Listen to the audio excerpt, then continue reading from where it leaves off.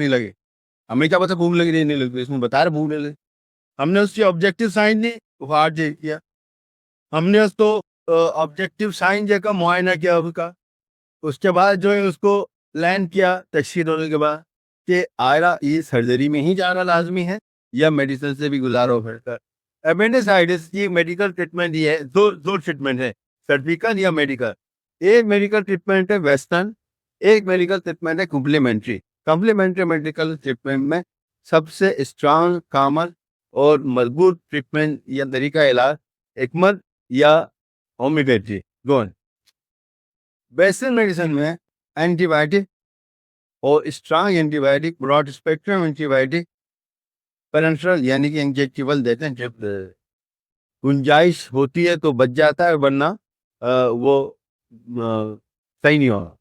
याद रहे कि इस तरह की ट्रीटमेंट जो मेडिकल ट्रीटमेंट होती है, उस मेडिकल ट्रीटमेंट में याद रखिएगा, मेडिकल ट्रीटमेंट का कोई तरीका अख्तियार किया जाए, चाहे एलोपैथी हो, होम्योपैथी हो, हिकमत हो, वेस्टर्न हो, एंटीबायोटिक्स हो, बार बार भी एंटीबायोटिक देकर रिकरेंस केसेस हमने देखे हैं। हमने लाए एंटीबायोटिक किया, रिकरेंस केसेस होते हैं, दोबारा महीने, 6 महीने, साल, 2 साल फिर आगे अपेंडिक्स।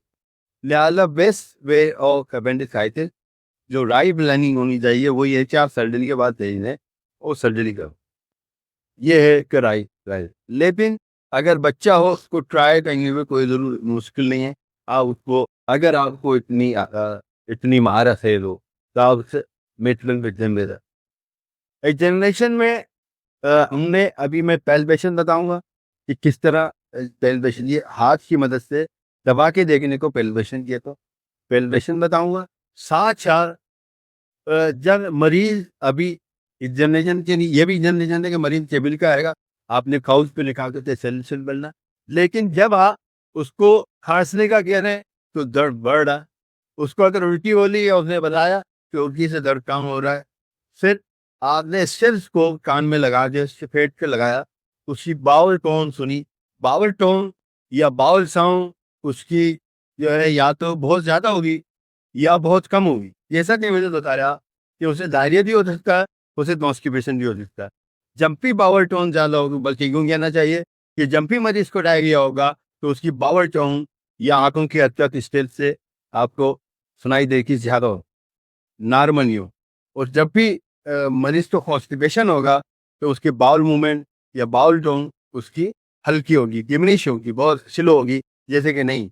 लेकिन आज का गोल्डन पॉइंट इसलिए यह जाने याद आया कि अगर मुकम्मल तौर पर बाउल मूवमेंट ना हो, आप तो उसकी हरकत ही ना सुनाई दे रही हो, तो वो मौली हो सकता है, खतरनाक हो सकता है, वो कहलाता है बहुत सारी मसाइल है, लेकिन क्यों स्ट्रैंगुलेशन और इंटेस्टाइन हो की आंतों का फंस जाना या उलझ जाना, आपस में बल खा जाना, उसमें बाद मूवमेंट बिल्कुल खत्म हो जाए।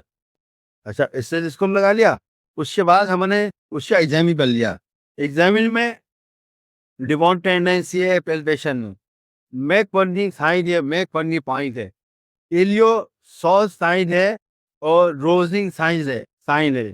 लेकिन हमने उसको एक इमरजेंसी में, अर्जन में, टीएलसी जिसे डब्ल्यूबीसी हम लोग कहते हैं, एक डब्ल्यूबीसी कहते हैं, तो टीएलसी आपने लिखते रह दिया लेफ्ट से अर्जेंसी में।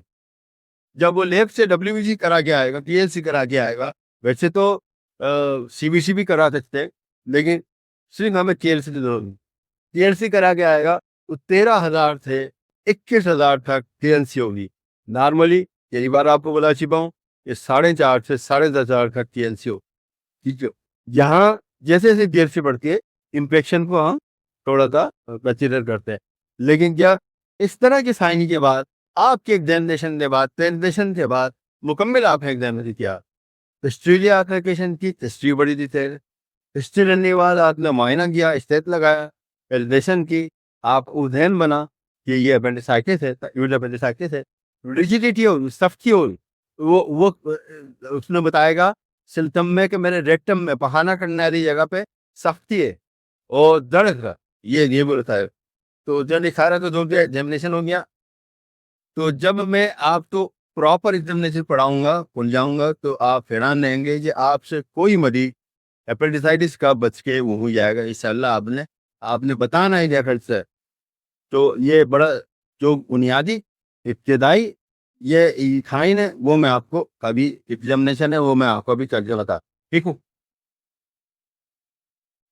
आइए मैं आपको एग्जामिनेशन बताता हूँ।